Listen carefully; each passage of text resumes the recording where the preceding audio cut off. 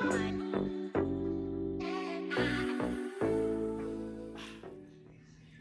y'all, and welcome to Drea's Budget Life. I hope you guys are doing well. I hope you are enjoying your weekend. I will start this video off by saying it's Sunday and it is football day, and my husband is watching football right now. So I hope that you can't hear the TV in the background. If you can, I'm so sorry. But you know, it's his football day, so I'm gonna let him have that, and I'm gonna go ahead and get my filming done. Today I am going to not have too much small talk because I'm going to do something that I've seen done a million times before here on YouTube, but I just decided to do mine now, and that's my debt confession. So if you want to hear all the dirty details and find out how much debt I owe, stick around. So because I am a visual person, I'm going to write as I talk. If you don't mind. And I'm going to list out everything so that I can make sure that I get it all. Just so you know, when I start to list out everything, I have done some dumb things over the years when it comes to money. And I didn't start getting serious again until 2020. About our finances. And when I say again, it's because we were faithfully following the Dave Ramsey system. You know, we were good students and we had paid off a ton of debt, and then we got comfortable and we got lazy, and those old habits started to creep in again. So it was probably the end of around 2021 when we decided, okay, we are definitely going to get ourselves out of this hole, get back together, get our finances back together, and get them back in shape. And that's when I started to record my journey on YouTube. Was the end of 2021. So now that it is the end of 2022, we're just gonna roll this all up together and see exactly where we are right now. So let's go ahead and get started. And I'll try to be as specific as I can. I will tell you that I did go ahead and round up some numbers to the nearest whole number just to make the math a little bit easier. But it literally only, changed it by a few dollars. So here we go. So we have credit card number 1, which is going to be my Old Navy Visa. And I'll put a number 1 here. And actually here at the top, I'm going to put balance, and then I'm going to put payment. And I won't put minimum payment because we typically make over the minimum payment. So I won't put minimum payment. I'll just put what we pay. So for the Old Navy Visa number 1, we have a balance of $700, and that payment is $150. Before I go any further, sometimes you might hear me say we, sometimes you might hear me say I, but just know that regardless of what I say, it is my husband and I who I am referring to. We have been partners in this whole thing from the very beginning, and that's super important to me, that I recognize that he is a part of our whole financial journey, and he is just as motivated as I am, and just as committed to getting everything done. So when I say I do mean we. Next one is going to be Visa number 2, and these are both mine. And this one has a balance of $500, and we make a payment of $150. Next one is going to be my husband's credit card. He also has a Visa. Now his balance is $3,100. And we pay $100 a month towards his Visa. Then he also has a MasterCard, so that's going to be number 4. And this balance is $5,000, and we also pay $100 on this one. As far as cars, car number 1 and car number 2 are happily paid off. So we have a 0 balance on both of those. But my husband has a truck that he purchased. I believe it was 2020. It might be 2019, but I think it was 2020. So he purchased this truck, and right now he owes a remaining balance on it of $10,550, and his monthly payment is $350. In the summer of 2021, we also got solar installed in our home. And that was a huge undertaking. But we needed to do something because our electric bills were outrageous. I mean, they were literally, at some points, $500 and $600, and there was no end in sight. So we really explored looking into solar. We found a company that we really liked, that was trusted, and so we entered into a contract with them. As of right now, we still owe a remaining balance of $53,000, and we pay $225 a month. And this is a 20-year contract. Now, there is no way that I'm gonna still be paying on this 20 years from now. There is no way, but I just thought I'd add that in there. Then, moving right along to my next super huge bill, I have a consolidation loan.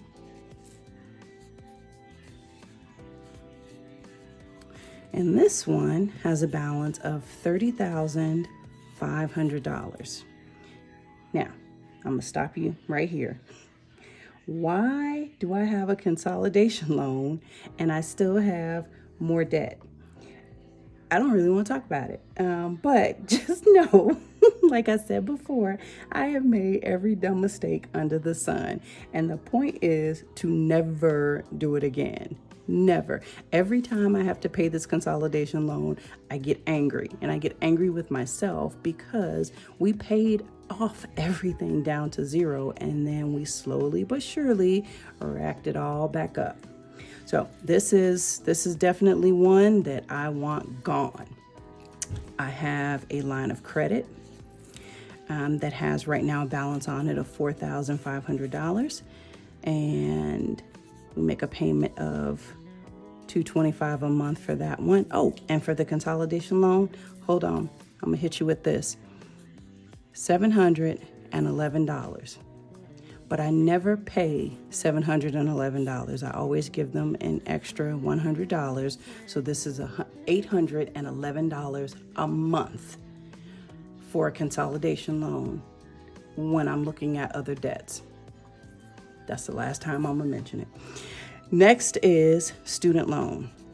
Now, I am fortunate enough to not have any student loans of my own, but this student loan is for my oldest daughter. I'm just going to take her name out. She is a senior in college at I won't tell you where she's in college, but yeah, she's a senior in college, and I always have to remember to like maintain the privacy of, my kids as well.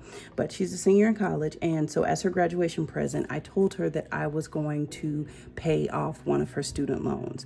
So the rest of them are her responsibility, which she doesn't have much. It's not too bad, but I am taking on one of them, and so I will be paying off the $9,500 one, and currently right now it is $69 a month. So let's go ahead and get all of this added up. And I've already done the math beforehand.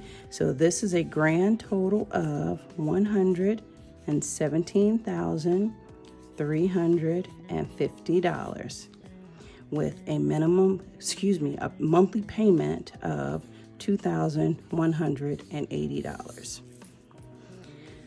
Now, and that's huge number, but we're not done, because I also have not included my mortgage in this number. And I don't really talk about my mortgage. I don't let you guys know how much I pay for mortgage or anything like that. But I will tell you how much I have left. We purchased our home in 2006, So we are finally at a point, and this is huge for me. We are finally at a point where we are down to 5 digits. We are under 100,000, and I am super proud of that. And that just came from a lot of diligence and making extra payments towards the principal. So we are right now at $98,726 for a new grand total of $216,076 in debt. That's a lot. That is a lot. So, like I said before, I've gone through Financial Peace University. Love Dave Ramsey. And we follow a lot of what Dave Ramsey teaches because it worked. But there are some things that we chose to do a lot differently. So like we use the snowball method to pay off most of our bills. And the snowball method is amazing, but here's where I veer off the Dave Ramsey path. For those of you who don't know what the snowball method is, it's when you take your smallest debt and you make minimum payments on all of the rest of your debts. So like, for example, with this one, our smallest debt would be Visa number 2. So we would pay minimum payments on everything else so that we can focus every single penny, every free penny that we have on paying off Visa number 2. You are hyper focused on that one debt. And then once that debt is paid off, you take that money that you were putting towards this debt, and then you roll it into your next smallest debt, which would be Visa number 1, the $700 balance. So now instead of putting $150 towards it, I'm putting $300 towards it, and so on and so forth. So every time you pay something off, you are creating a bigger and bigger snowball. And that's what helps you to get to your goals a lot faster. So I like it. But then again, there were some things about it that I didn't like. He also says that outside of your $1,000 emergency fund, you shouldn't invest or do anything towards retirement until you're debt free. And I get it, but I said we're not doing that because honestly, it wasn't practical for us. We need more than $1,000 in our emergency fund because we will need more than that if there is a true emergency. So we save more than the $1,000 in the emergency fund. I also, I'm mid-40s, so I'm not going to stop putting money into my 401k or investing because I am in my mid-40s. Time is not on my side like it was when I was 27. So I'm still doing that stuff. Last year, we managed to pay off, even, doing it our way, using Dave as a model and then kind of tweaking it and doing it our way. We managed to pay off $25,000 in debt. But I do know that it could have been more because of the way that we did some things. So, for example, I don't want to wait, to go out of town or, get an Airbnb for the weekend or not do fun stuff with my family just because I'm on a budget. So we still do stuff like that occasionally, but what I'll do is I'll add it as a line item into my budget, which takes money away from my debt payoff. But it's planned, so it's not super spontaneous, but it's covered even though that money could have gone towards debt. So that's where, Dave and I differ is because he's kind of, scorched earth. And scorched earth is you have no fun, you have no investments, you have no vacations, you have nothing. Everything you do focuses on paying the debt. And then after all the debt is paid off, then you can start doing the other baby steps and getting back into your investments and all of that stuff. And like I said, mid-40s girl over here, I choose to not waste any more time than I already have financially. So how it looks for us, if we free up $100 by paying off something, I might only decide to roll 60 of that into my snowball onto my next debt and instead increase my investing a tiny bit or put that money back into our monthly budget. So I might add it into our overall grocery budget. I might add it into our gas budget, especially when the gas prices were super high, even though they're still super high, but that's neither here nor there. I could talk about that all day. Or maybe I'll do something like give my husband and I an extra, $20 a piece so that we can have a little bit more fun money. And the point is that I prefer to still live while I pay off debt. I have a few small debts, but the majority of our debts are big. And I'm talking like Godzilla big. And I just can't see cutting everything out until it's all paid off. So that's a decision that my husband and I are comfortable with, and it works for our family. You might choose to do different and go scorched earth and cut everything out, and that's fine too. I mean, our budgets are completely and totally personal to us and should be personalized to what we feel is important. So my goal for 2023 is to beat 2022 and pay off more than 25,000 in debt. So 25 is the minimum that I am committed to go above and beyond, because I know we can. I know that we can get this number and we can go even higher. And that's just by making some small changes in our budget.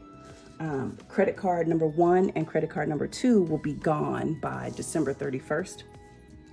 So I won't have those to worry about. So now I'm focusing on credit card number 3, credit card number 4, and my husband's truck. And then I want to start attacking that student loan. So it's kind of out of order because I should be doing that line of credit, but I'm going to attack the student loan first. I'll go into further detail about the action steps that I'll take to make this happen in another video, because I'm still, reviewing the year-end budget so that I can prep my 2023 budget. But there are areas where I can make cuts. Like I can call and I don't know if y'all know this, but you can call your phone company, your phone carrier, and like your insurance company and see if you can get any discounts. And I've done that before, and it actually did save us some money. I called our insurance company, and I think we had to pay. They told us that we could take a defensive driving course, which was online. And I think it was $20 per person.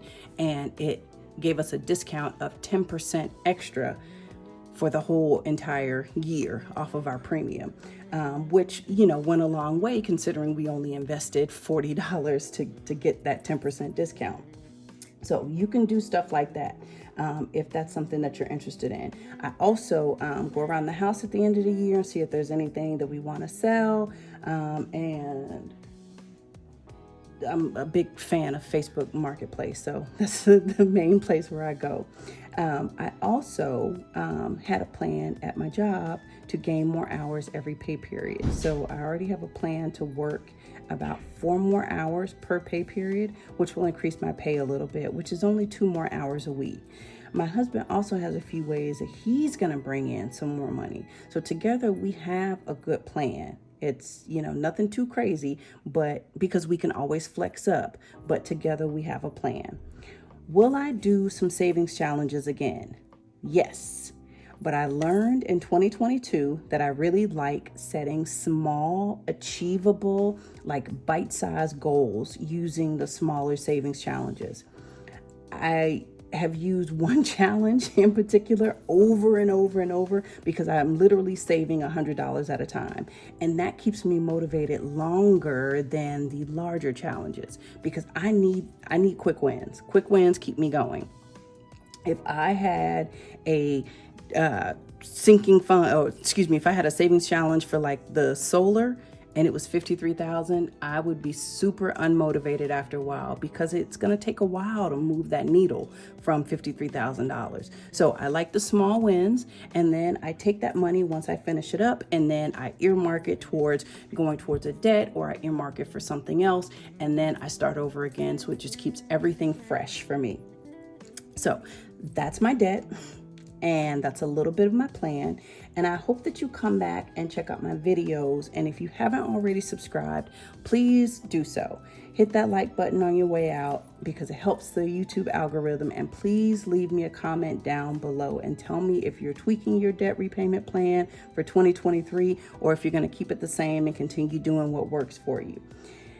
Thank you for joining me. I appreciate you listening, and I'll see you next time. Bye.